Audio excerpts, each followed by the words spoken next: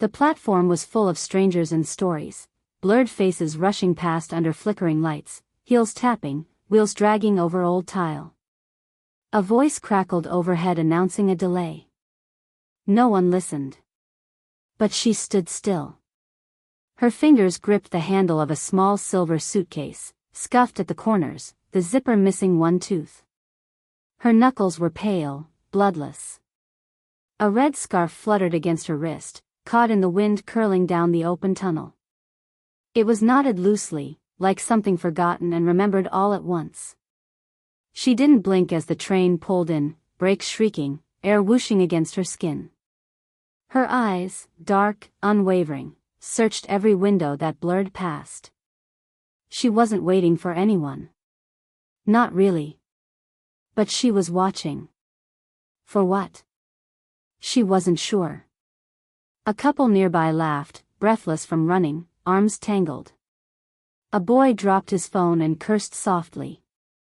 Somewhere behind her, a baby started to cry. Still, she didn't move. She adjusted the sleeve of her coat, revealing a narrow wristwatch with a fractured face. The second hand still ticked, stuttering slightly. The time was wrong. She never fixed it. She liked it broken.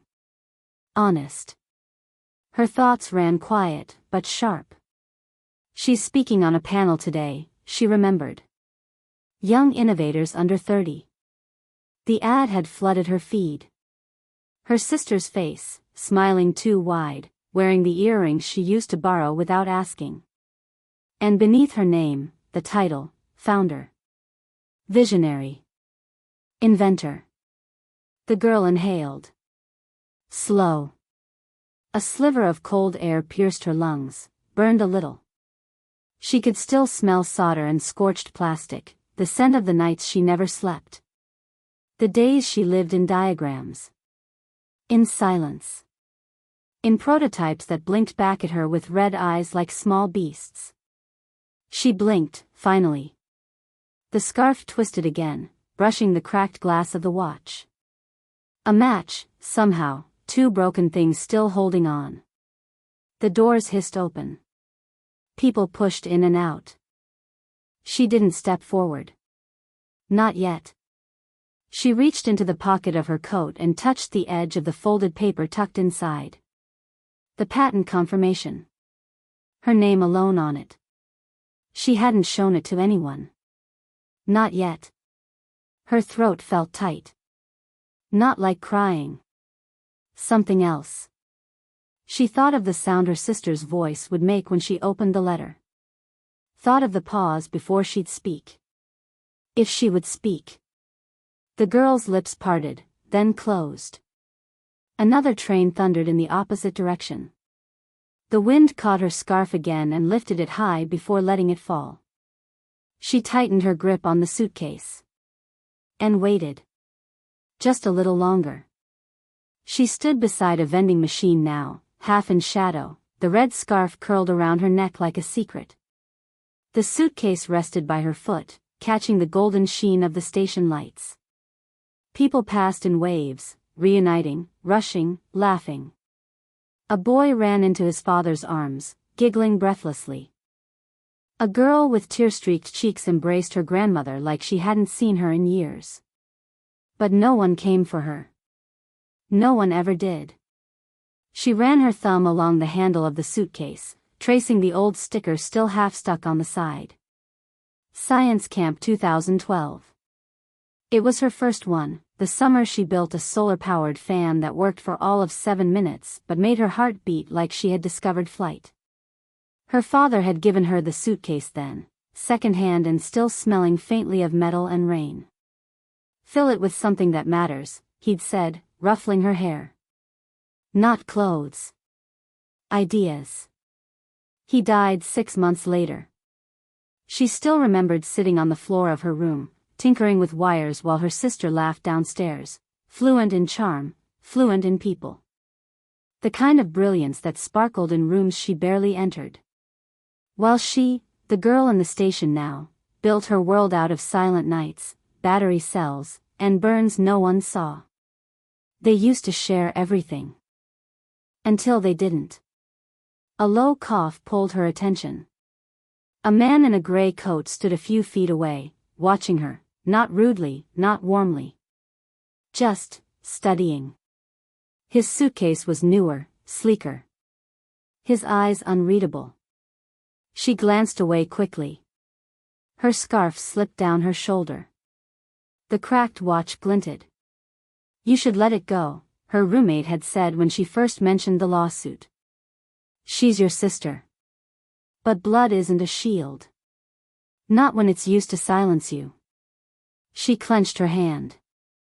The folded patent paper was still there, still real. Filed under her name.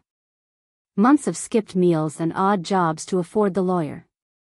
Nights spent wondering if it was worth it, if anyone would believe her over her. She watched the stranger one more time. He was still there, still silent.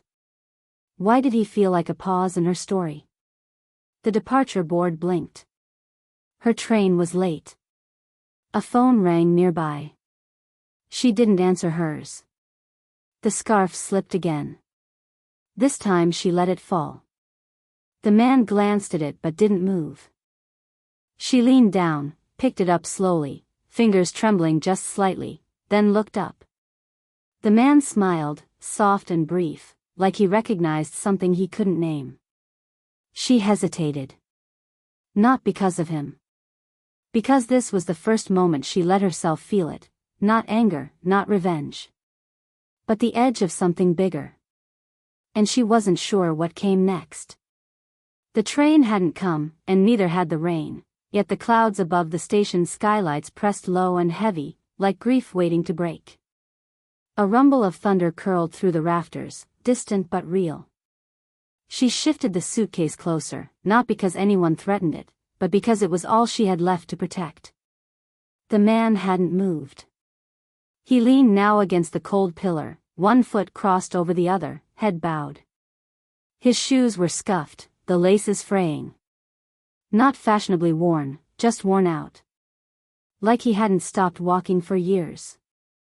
She told herself not to look. But her eyes kept dragging back. At one point, he reached into his coat. Not for a phone, like most would, but for a thin, creased wallet. He opened it briefly. She caught a flash of a photograph, water-stained, folded at the corners. A little girl with curly hair and wide eyes. Smiling. Gone in a blink. She wondered if the man had left someone behind, or been left.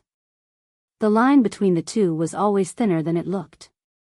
Another gust rolled through the station, lifting her scarf again. This time, he stepped forward and caught it midair. Gently. No words. Their eyes met as he offered it back. "Thank you," she said, voice low, raw around the edges. He nodded, almost imperceptibly. Silence again. But not empty. Something else hummed beneath it. She felt the tremble of her own heartbeat, angry, confused, alive. Her sister would be taking the stage right now. Smiling like she built everything herself. Her company's logo behind her like a halo. And yet, here she stood, holding her scarf like a flag rescued from wind, with a stranger who said nothing, but somehow saw too much. She should have boarded the last train. But her feet wouldn't move. Lightning flickered outside the glass ceiling. Not bright. Just enough to cast brief shadows between them. "What time's your train?" the man asked at last. His voice was soft. Tired. "Late," she replied, though she wasn't sure if she meant the train or herself. He half smiled. "Figures. Mine left 20 minutes ago. I stayed anyway." She didn't ask why. But the silence between them whispered the answer. Both of them were running. Both of them had stopped. She glanced down at the scarf, the suitcase, the broken watch. And him. Was this fate placing a mirror before her? Or just another illusion, another beautiful, quiet kind of manipulation? She didn't know. But as the first drops of rain tapped the glass above like hesitant fingers, she felt it again, that tension. Of leaving. Of staying. Of being seen. And not knowing if it was safe. The rain had begun its quiet descent, soft at first, like secrets whispered on glass. People huddled closer to the station walls, umbrellas blossoming like slow, dark flowers. The scent of wet concrete crept in, sharp and earthy. She rose from the bench too fast, heart pounding, fists clenched. The suitcase wobbled behind her as she pulled it along, the wheels catching in the cracks. She didn't look back. Not right away. This is it, she told herself. You've waited long enough. Her chest burned. Not from running, but from holding everything in for too long. Just as she reached the arch of the departure tunnel, she stopped. Her scarf. Gone again. She turned on instinct, and there he was. The man stood still in the same place, holding the red scarf like it meant something. Not waving. Not calling out. Just waiting. Rain painted his coat in dark patches, his hair dampened in strands across his forehead. Their eyes locked, and she felt the sharp ache of everything she'd buried. A nearby couple murmured something, glancing at her. The woman clutched her child closer. A man behind them scoffed under his breath, clearly annoyed she was blocking the way. No one knew her story. They didn't need to. Their judgment came wrapped in silence. She took a shaky step back toward him. Then another. She stopped just a few feet away. You keep finding things I lose, she whispered. His reply came like wind through trees. Some people carry more than just bags, they carry silence. The scarf hung between them, heavy with the rain and something unspoken. She reached for it, but her fingers didn't close right away. They trembled instead. I was going to walk away, she admitted. Forget the patent. Forget her. Forget all of it. Then why didn't you? He asked, gently. I don't know, she said. Maybe because walking away feels too much like losing. Again. The scarf slipped from his hand to hers. It was colder now. Heavier. Not just cloth, but memory. Wait. He looked down, and for the first time, she noticed the edge of the photo sticking out from his wallet again. She didn't ask. Didn't need to. There were things you recognized in people without language. She saw it in his eyes, the same hunger, the same loss, the same storm. She stepped back. Neither of them said goodbye. The train groaned in the distance, rounding the bend. She held the scarf to her chest, watching him through the blur of rain and grief. There was no resolution. No promise. No touch. Only the ache of something unfinished, and the silence it left behind. The train rumbled beneath her, carrying her away, but her mind had stayed behind. She sat near the window, scarf still damp in her lap, suitcase tucked tightly between her ankles. The watch on her wrist ticked too loud in the quiet car. Off time. Always a little too fast or too slow. She opened her email again, though she'd read it 5 times already. Subject, final interview confirmed, Lyra Tech from hr@lyratech.com. Time, 4:02 p.m. A blur of nausea rose in her throat. She'd applied months ago, before the lawsuit. Before her sister stole the spotlight. The startup had seemed like a long shot, clean energy focus, a quiet legacy of inventions nobody talked about but everybody wanted. She never expected a callback. And now? Now she knew why the stranger had looked at her the way he did. She scrolled back through the email, staring at the closing line. Your interviewer, Mr. Elias R. Lyra, looks forward to meeting you. Her fingers stopped. Her breath caught. Elias. The man in the station. The one who handed her back her scarf without asking for anything.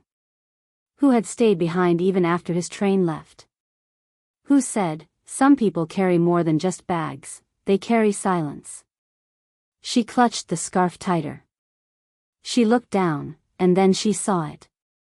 Tucked between the folds was something she hadn't noticed before, a corner of old paper, water-stained. She unfolded it slowly. It was a photo. The same one he'd held earlier. A girl, maybe 10, curly hair, wide eyes, holding a scarf just like hers. She wasn't smiling in this one. Just staring at the camera like she saw more than she should. On the back, scribbled in faded ink, "For when she lets go." ERL. Her hands shook. The scarf, it wasn't hers. Not really. She remembered her father's words, "Fill it with something that matters." And then the strangers, "Some people carry more than just bags," the same phrase, now pulsing in her mind like a heartbeat out of time. A loop. A message. A test? She felt the floor tilt beneath her, even though the train held steady. The final stop announcement rang overhead. Her name felt foreign when the conductor called it. She stood, barely noticing her suitcase anymore.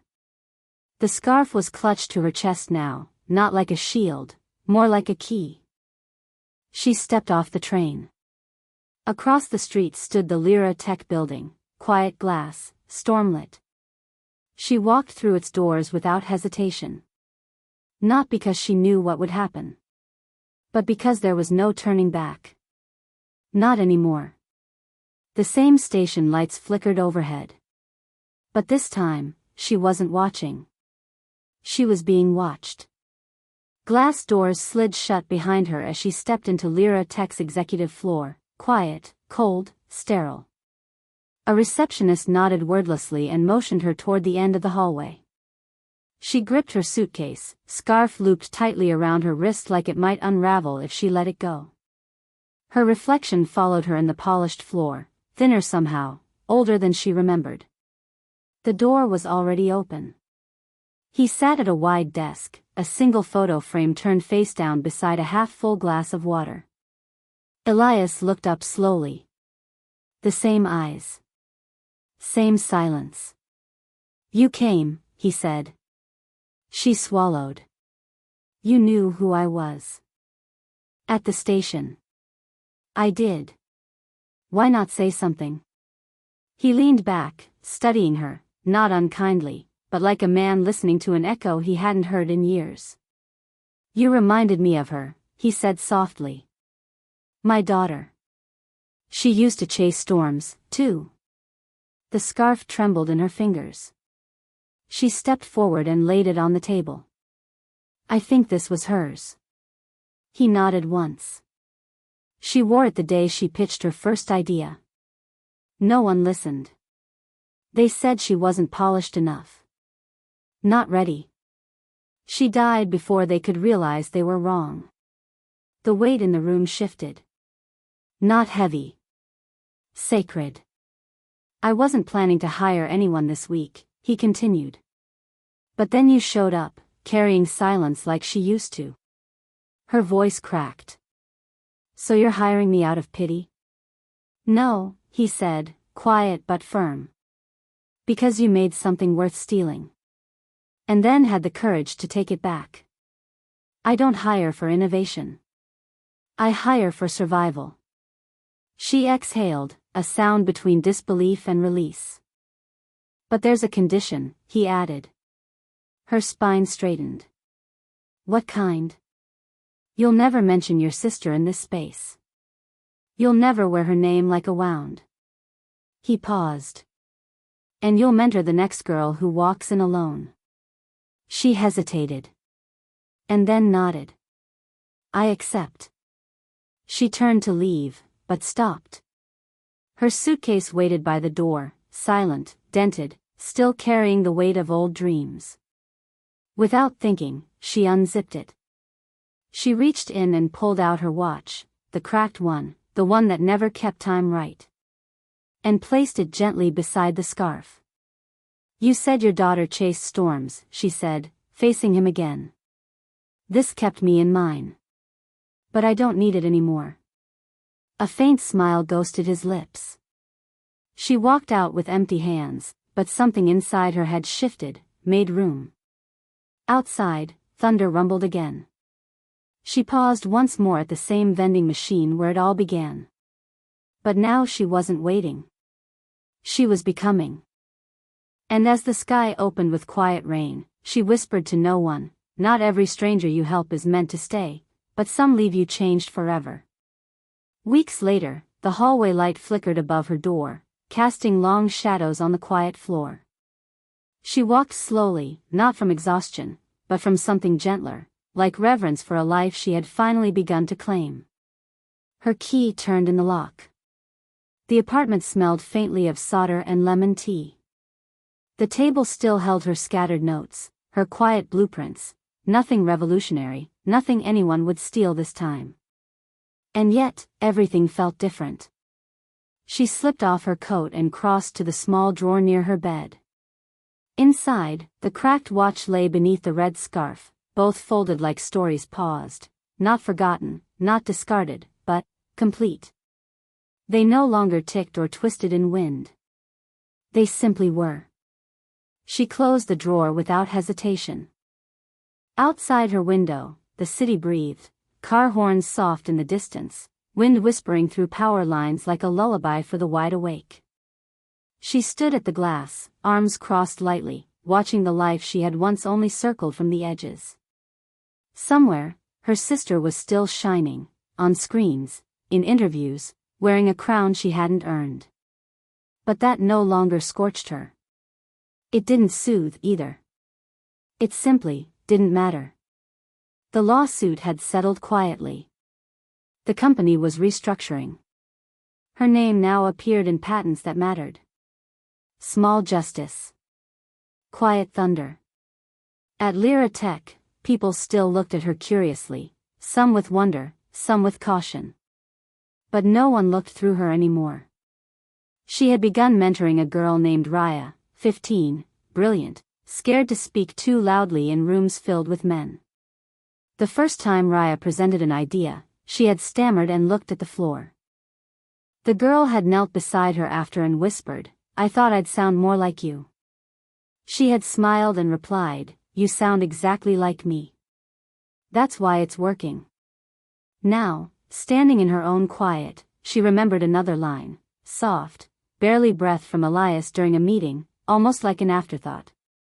Sometimes love is not romance, it's recognition. She had never forgotten that. She reached for her mug, still warm from hours ago, and leaned against the window. She didn't know if she'd ever speak to her sister again. Maybe one day. Maybe not. The red scarf would stay in the drawer, along with everything else she had carried too long. But the silence? She had learned to wear it differently now. Like armor. Like truth. And as the first morning light touched her tired face, she whispered into the empty room, "Some endings are just beginnings that forgot how to ask for permission."